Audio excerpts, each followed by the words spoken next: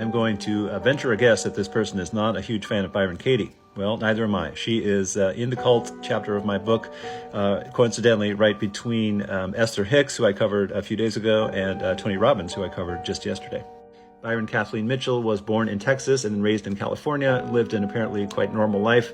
She had 3 kids and then went into real estate. In her 40s, she basically had an existential crisis, a midlife crisis. Her 3rd marriage was failing.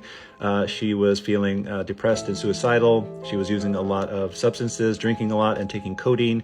And apparently in 1986, she found herself in a halfway house, basically hitting rock bottom. At that time, she had her famous spiritual epiphany.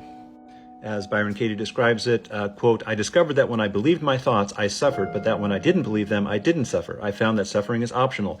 I found a joy within me that never disappeared, not for a single moment."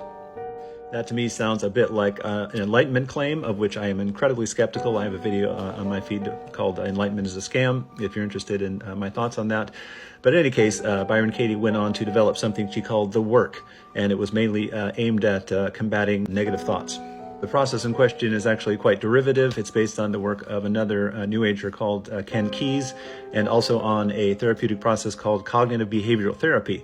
She does a simplified version of it in which people are encouraged to ask about their negative thoughts and whether they are true.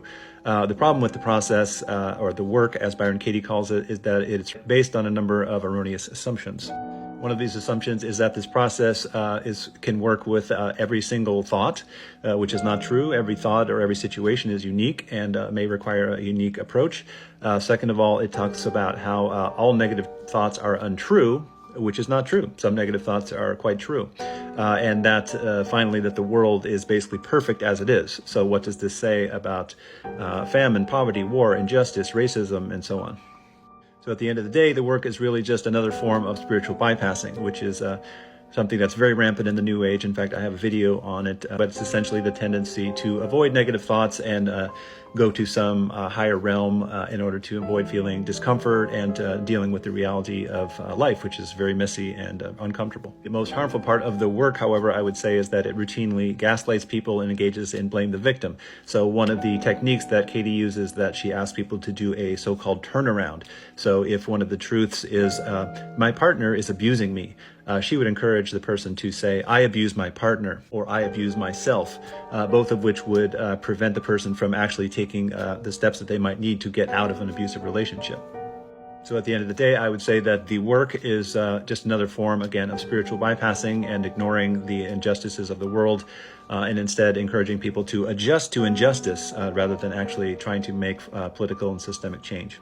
All of that said, there's obviously great value in examining one's deepest held thoughts, especially if they're negative along the lines of, I am unlovable, I'm unworthy, I am not enough.